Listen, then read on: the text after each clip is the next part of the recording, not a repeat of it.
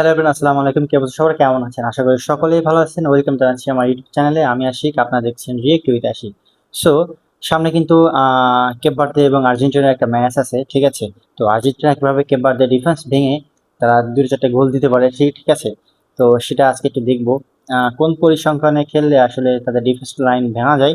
তো Cape Verde কিন্তু নতুন দল হিসেবে ছোট্ট একটা দেশ। তো নতুন দল হিসেবে তারা খুবই ভালো খেলছে, ঠিক আছে? তারা কিন্তু অলরেডি স্পেন এবং উরুগুয়েকে পুরাই দমায় দিচ্ছে, ঠিক আছে? তাদের ডিফেন্স লাইন ভাঙা খুবই হার্ড। হ্যাঁ, তো যাই হোক, তো আজকে দেখবো ছোট্ট একটা ভিডিও, ঠিক আছে? তো সেখান থেকে তারা আর্জেন্টিনারা কিভাবে এই ম্যাচটা পরিচালনা করলে, কিভাবে খেললে ম্যাচটা তাদের পক্ষে সহজ হয়, ঠিক আছে? তো চলুন ভিডিও শুরু করা যায়। এবারের আসরের চমক জাগানিয়া দল কেপ ভার্দে। ইতিহাসে প্রথমবারের মতো বিশ্বমঞ্চে আসা এই আফ্রিকান দলটিকে নিয়ে অনেকেই হয়তো তুচ্ছ তাচ্ছিল্য করে বলছেন আর্জেন্টিনা বরাবরই সহজ প্রতিপক্ষ পায়, অথচ মাঠের পারফরমেন্স বলছে কিন্তু ভিন্ন কথা। নামে ভারে ছোট হলেও ট্যাকটিক্যালি এই দল অনেকটা সাউন্ডেড। গ্রুপ পর্বে আফ্রিকান এই দলটি তাদের লো ব্লক অ্যাপ্রোচে বিশ্ব চ্যাম্পিয়ন স্পেন, সৌদি আরব এবং বিশ্ব চ্যাম্পিয়ন উরুগুয়ের মতো দেশের রাউন্ড অফ 32-তে আর্জেন্টিনা মুখোমুখি হতে যাচ্ছে এই কেপ ভার্দের। এখন একটাই প্রশ্ন, এই লো ব্লক ভেঙে কেপ ভার্দেকে কি হারাতে পারবে আর্জেন্টিনা? আর এই কেপ ভার্দেকে হারাতে হলে আর্জেন্টিনার মাস্টারমাইন্ড লিওনেল স্কালোনি কি ধরনের কৌশল অবলম্বন করতে পারেন, আজকের এই ভিডিওতে তারই বিস্তারিত আলোচনা করার চেষ্টা করব। তাহলে চলুন শুরু করা যাক। আপনি যদি গ্রুপ পর্বের কেপ ভার্দের ম্যাচগুলো দেখেন তাহলে দেখতে পাবেন স্পেন, উরুগুয়ে এবং সৌদি আরবকে আটকাতে গিয়ে কেপ ভার্দে 4-1-4-1 ফরমেশনে ডিফেন্স লাইন পুরোপুরি কম্প্যাক্ট রেখে খেলেছে, যেখানে তাদের ডিফেন্সিভ মিডফিল্ডার বিহাইন্ড দ্য লাইনের সব চ্যানেল কাট করে দেয়। প্রতিপক্ষ যেন উইং বা মিডফিল্ড দিয়ে ডিবক্সে বল সাপ্লাই দিতে না পারে, সেটিই থাকে তাদের মেইন টার্গেট। স্পেন এই কেপ ভার্দের লো ব্লকের বিপক্ষে ধৈর্য হারিয়ে বারবার স্লো পাসিং ফুটবল খেলে ম্যাচ ড্র করেছে। স্পেন কেপ ভার্দের বিপক্ষে যখনই বল পেয়েছে তখনই প্রথমে বল রিসিভ করে বডি ওরিয়েন্টেশন পাস দিয়েছে। এতে কেপ ভার্দের ডিফেন্ডাররা নিজেদের পজিশন ঠিক করার পর্যাপ্ত টাইম পেয়েছে। আর এ জায়গাতেই স্কালোনিকে এখন জার্মান ঘরানার ট্যাকটিক্স বেছে নিতে হবে। লিওনেল স্কালোনির স্ট্রেংথ এখানেই।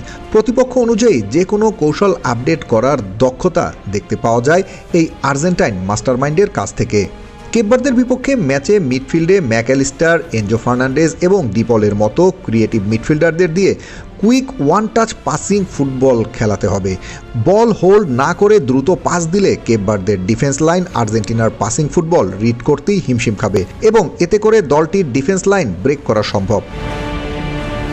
স্পেন এবং উরুগুয়ের ম্যাচ বিশ্লেষণ করে দেখতে পাওয়া যায় নির্দিষ্ট পজিশন থেকে পাসিং ফুটবলে শিফট হলে লো ব্লক ব্রেক করা প্রায় অসম্ভব। আর্জেন্টিনার ফরওয়ার্ড ও মিডফিল্ডারদের মধ্যে অনবরত পজিশন রোটেট করতে হবে।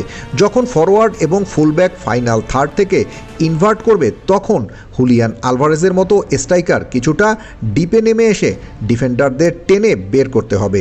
এই ম্যাচটা মূলত হুলিয়ান আলভারেজেরই বলা যায়। এই ধরনের কাউন্টার মুভমেন্টের ফলে কেপ ভার্দের ম্যান মার্কিং স্ট্র্যাটেজি ফেল করবে এবং এর মধ্যে যে স্পেস তৈরি হবে সেখানে রদ্রিগো ডিপলের মতো প্লেয়ার রান ইন করতে পারবে খুব সহজেই।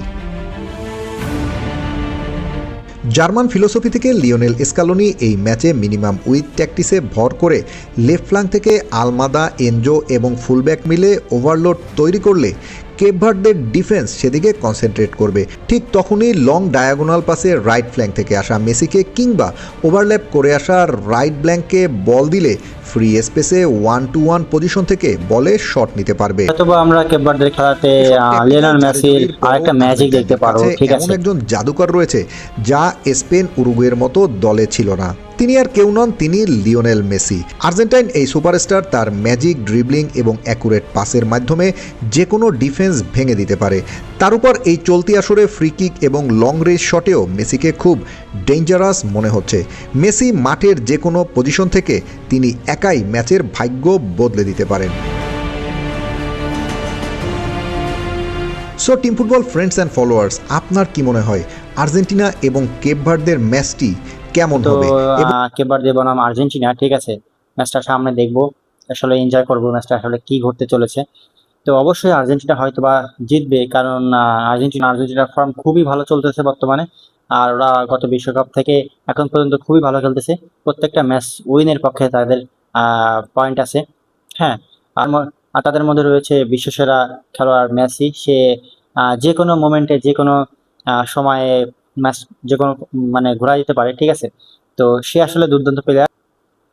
তো কেপ ভার্দের বিপক্ষে যে ম্যাচটি হবে সেটা অবশ্যই সবাই দেখবো। তো এই ছিল আজকের ভিডিওটা ভালো লাগলে অবশ্যই সাবস্ক্রাইব করবেন এবং লাইক দিবেন।